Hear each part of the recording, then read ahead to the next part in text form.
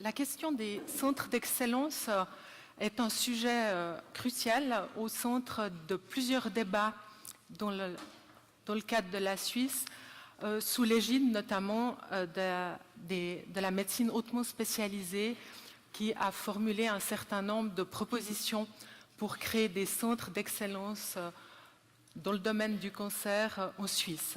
C'est un débat qui est nourri par des arguments des fois musclés qui émanent tant des sociétés professionnelles que des sociétés savantes. Et je remercie beaucoup Madame la Présidente, Mesdames les organisatrices de cette journée, d'avoir donné une place pour expliquer en quoi les centres d'excellence pouvaient être importants pour assurer une prise en charge de qualité à nos patients. Alors, peut-être j'aimerais bien avoir le contenu français ici, rétroprojeté en français, ça m'aiderait beaucoup. Voilà, merci beaucoup. Donc, je vais aborder avec vous 4 points. Tout d'abord, essayer de voir en quoi un centre est-il d'excellence, de quoi il est constitué. Ensuite, qu'est-ce qui motive la création de centres d'excellence sous l'angle d'une certaine évidence scientifique.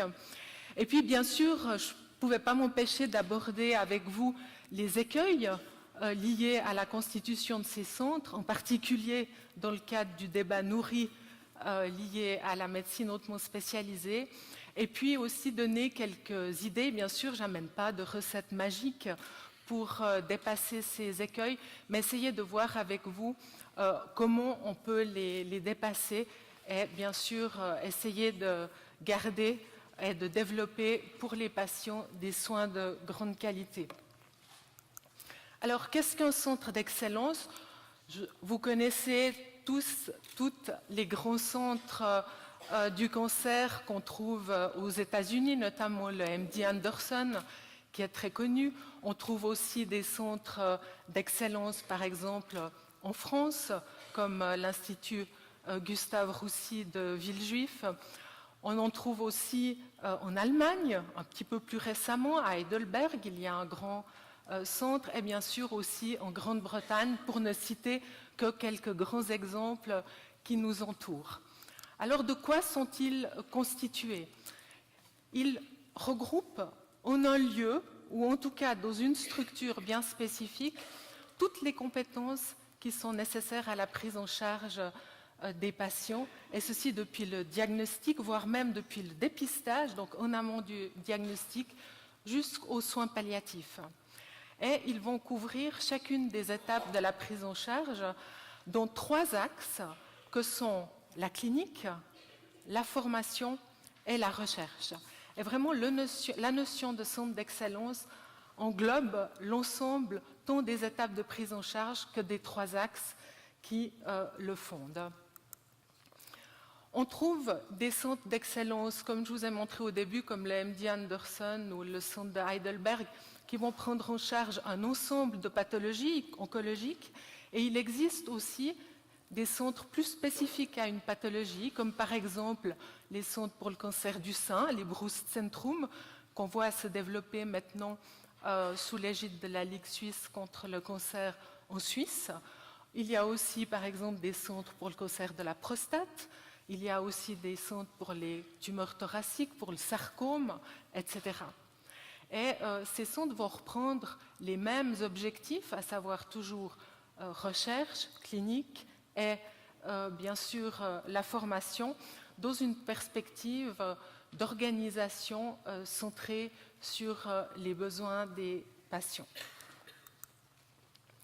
Alors, en Suisse, comme je vous le disais tout à l'heure, on a un mouvement pour aller se diriger vers la constitution de centres d'excellence. On a pour l'instant une organisation des soins qui est assez fragmentée, avec d'excellentes compétences, mais très dispatchées, ou en tout cas distribuées de manière assez large, avec un certain nombre de problèmes de qualité des soins, sur lesquels je reviendrai dans le slide suivant.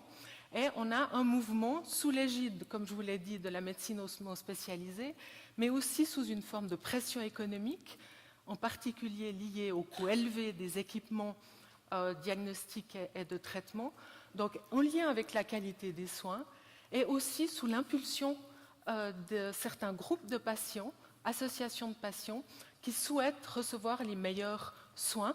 Et vous connaissez certainement EUSOMA, l'association européenne des femmes souffrant du cancer du sein, qui a poussé et qui a stimulé pour la création des centres du sein.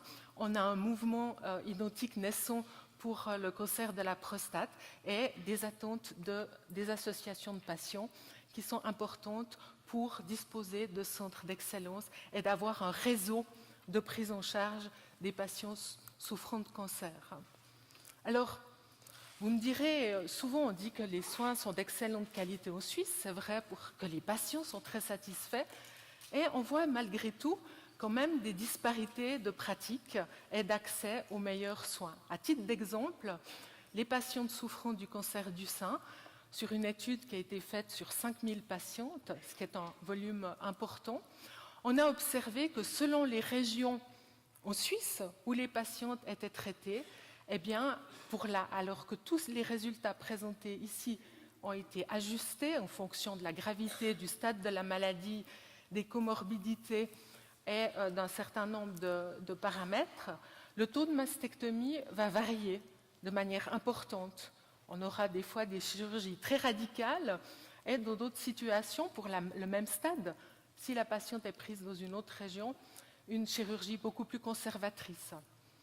La technique du ganglion sentinelle, qui peut prévenir le curage axillaire, qui lui va provoquer un certain nombre de symptômes importants avec un lymphodème, eh bien pour le même stade, on va avoir l'usage de cette technique de manière très différente.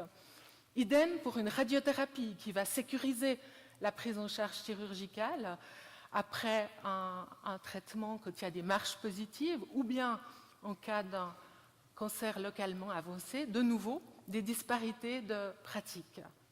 Traitement néoadjuvant, où la différence est très importante, donc avoir une chimiothérapie avant la chirurgie, ce qui va permettre d'avoir une exérèse moins large, eh bien, on voit qu'il y a aussi des différences de pratiques.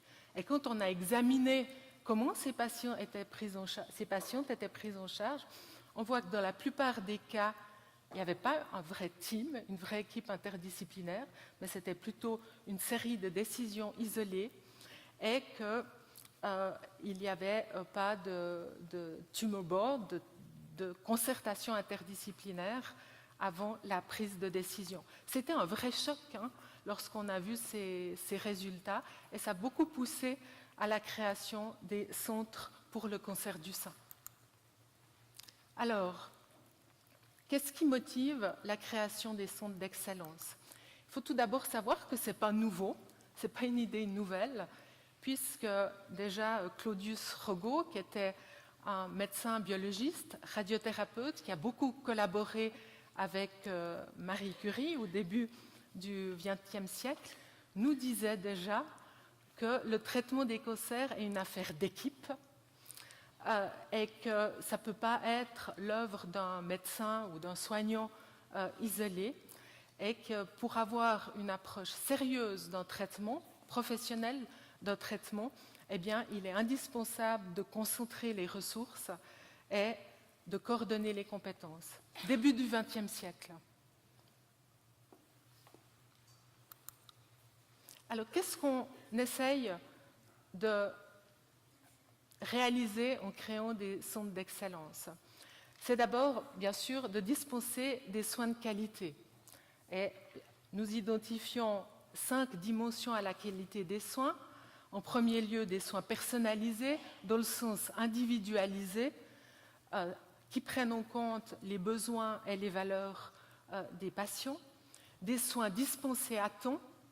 Ça ne veut pas dire toujours très vite, puisqu'il faut laisser au patient le temps de s'approprier son diagnostic, le fait de requérir un deuxième avis quand cela lui semble important et qu'il puisse avoir le traitement dans le temps nécessaire, bien sûr, à la sécurité de sa prise en charge. Des soins sûrs, donc de sécurité, basés sur l'évidence, bien sûr, l'évidence scientifique, et des soins équitables pour prévenir le fait que selon la région où on se situe, selon son statut social, selon son âge, selon son type d'assurance maladie, on ne reçoive pas les mêmes soins.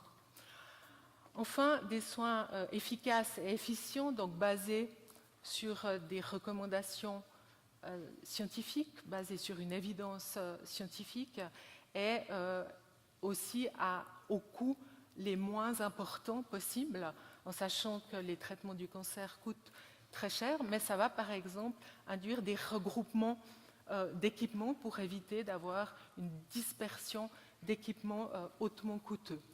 Et ce sont ces 5 dimensions de la qualité des soins que les centres d'excellence essayent de mettre en place. Alors, tout d'abord, il y a la notion de masse critique. Alors, ce n'est pas un très joli mot en français, je ne suis pas sûre qu'il soit très joli non plus en allemand, mais ça veut dire d'atteindre un certain volume d'activité pour pouvoir être compétent. On dit en français, on fait bien ce que l'on fait souvent, et c'est vraiment ça qui est au cœur de cette notion. On sait, et ça c'est la littérature qui nous le dit, quand une équipe va prendre en charge de manière importante, un volume important de patients, eh bien on observe une diminution des complications et une diminution de la mortalité. On l'a surtout observé au départ dans les grosses interventions chirurgicales, mais on l'observe aussi dans la prise en charge avec des chimiothérapies, avec des traitements adjuvants dans le domaine du cancer.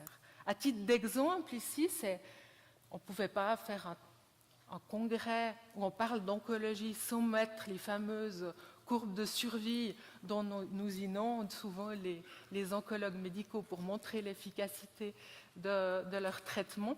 Mais là, vous avez dans l'illustration qu'en regroupant dans 2 centres la chirurgie du pancréas dans le cadre d'un problème oncologique, eh bien, on a amélioré la survie des patients à 2 ans de 20%.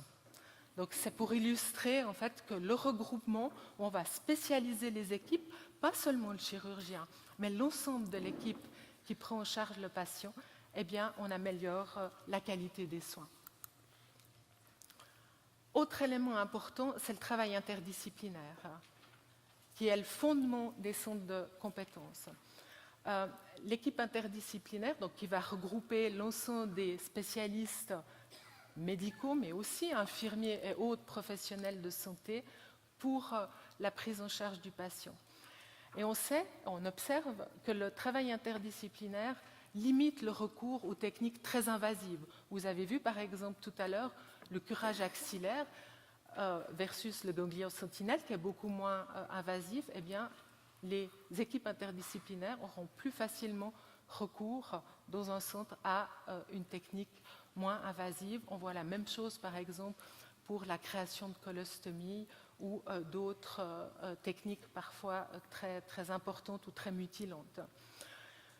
L'équipe interdisciplinaire améliore aussi la mise en place, le respect des recommandations de bonnes pratiques cliniques et globalement, il y a quelques évidences maintenant pour démontrer qu'elle améliore la survie des patients.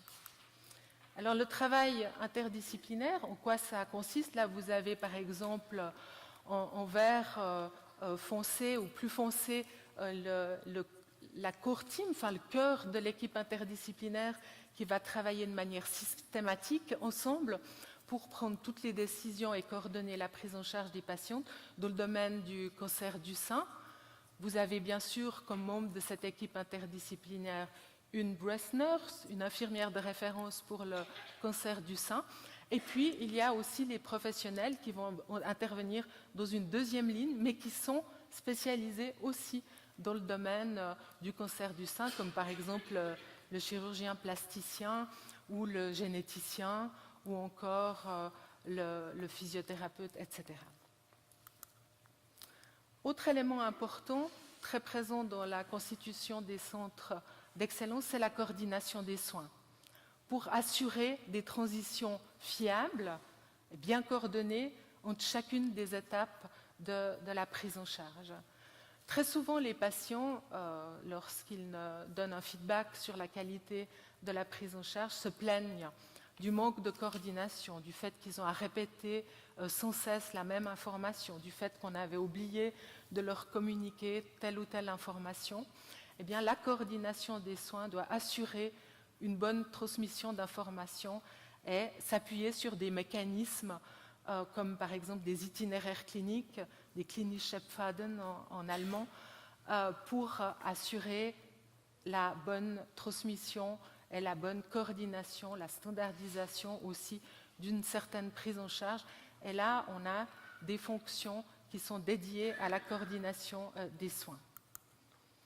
Autre élément crucial dans le cadre de la prise en charge du cancer, de la qualité des soins, ça va être la notion de soins de support. Le besoin en soins de support de la part des patients souffrant de cancer, vous le savez, est très élevé.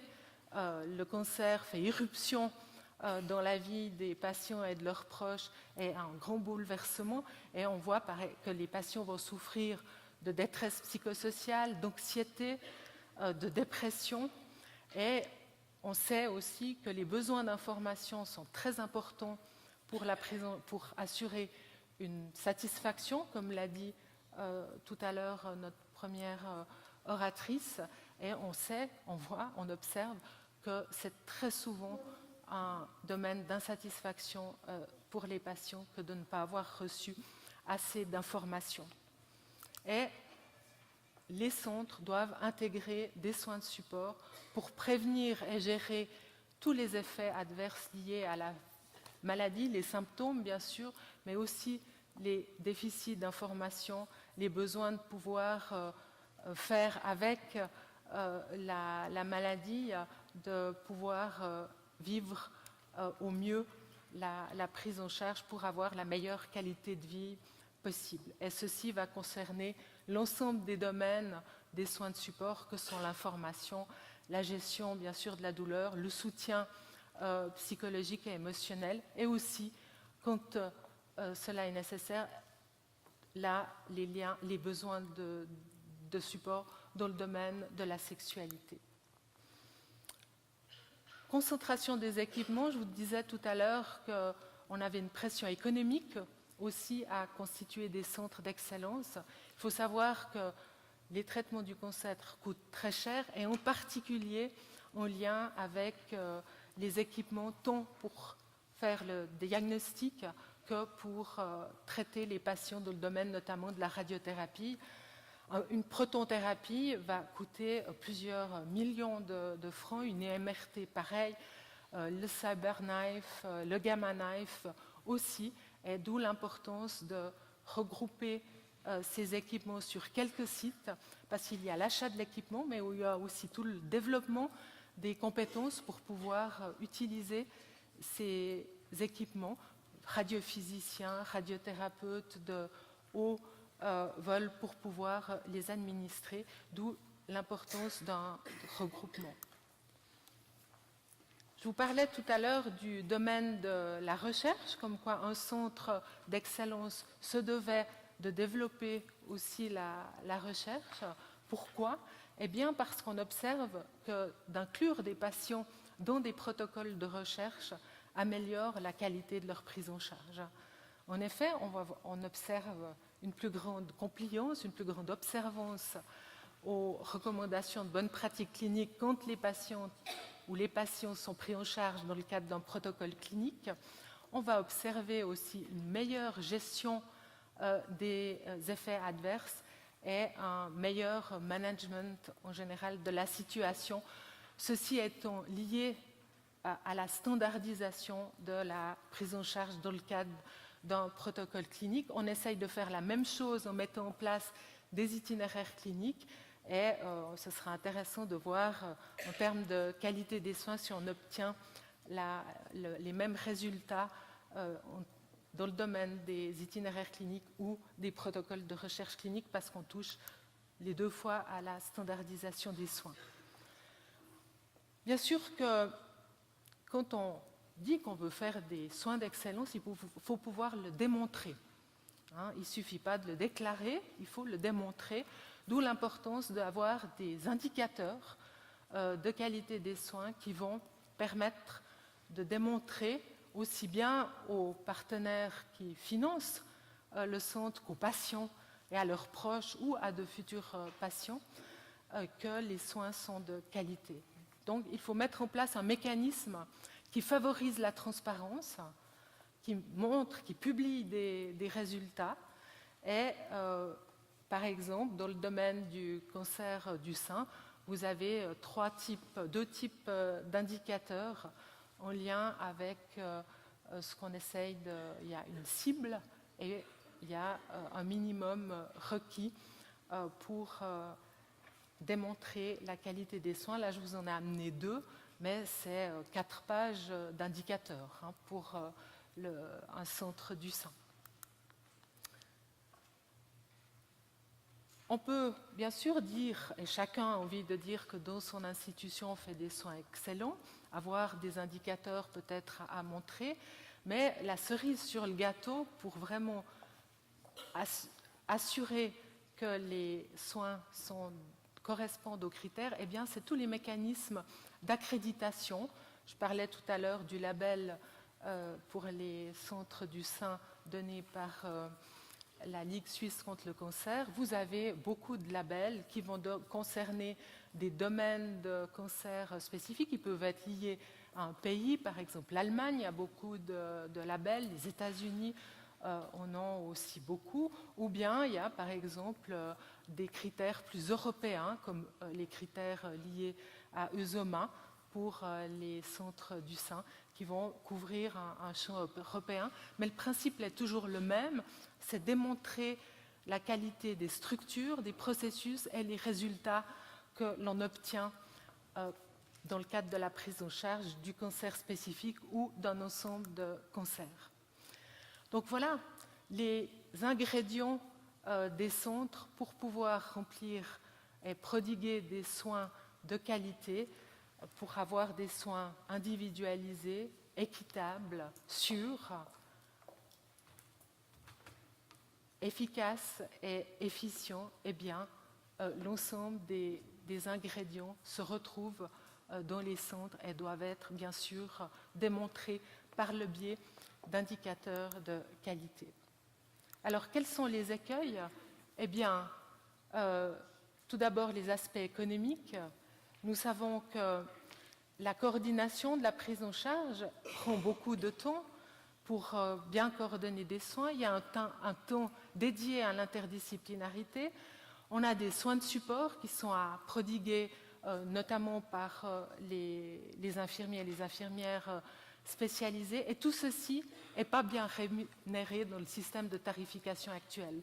Donc ça n'encourage pas les hôpitaux à mettre à disposition ce type de prestations, d'où l'importance à terme de travailler sur une reconnaissance, et qui dit reconnaissance, il dit rémunération des prestations fournies par les soins pour le support, la coordination, etc.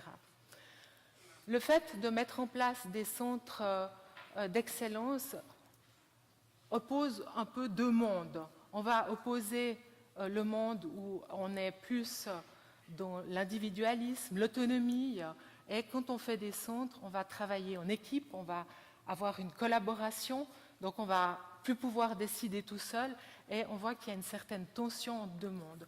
On va avoir le monde de la souplesse, ça c'était le monde antérieur, classique, où là on va avoir plus une standardisation, une organisation et un cadrage. À la liberté habituelle, à la confiance, on va devoir démontrer ce qu'on fait, donc être transparent. D'un système décentralisé, on doit passer à une centralisation de la prise en charge.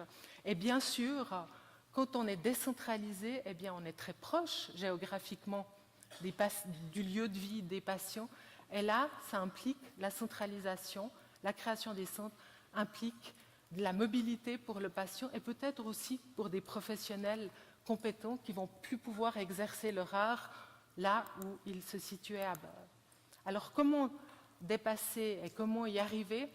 Tout d'abord, c'est la partie inférieure du slide, c'est travailler et potentialiser les bonnes expériences liées à la capacité des personnes qui veulent travailler ensemble.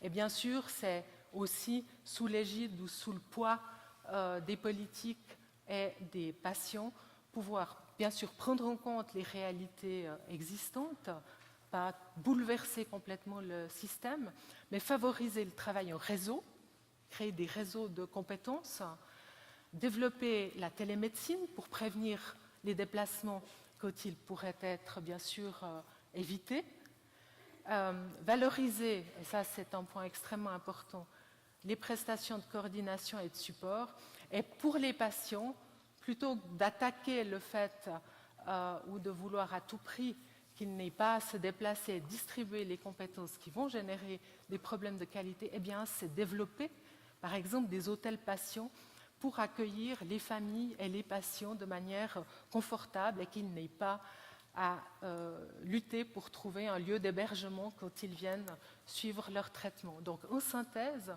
les centres d'excellence dispensent les soins de meilleure qualité fondés sur une évidence scientifique, en développant l'interdisciplinarité, en constituant des masses critiques garantes du maintien des compétences, en développant les mécanismes de coordination et en intégrant des soins de support. C'est un système basé sur une documentation via des indicateurs et bien sûr, les centres doivent favoriser la recherche et la formation.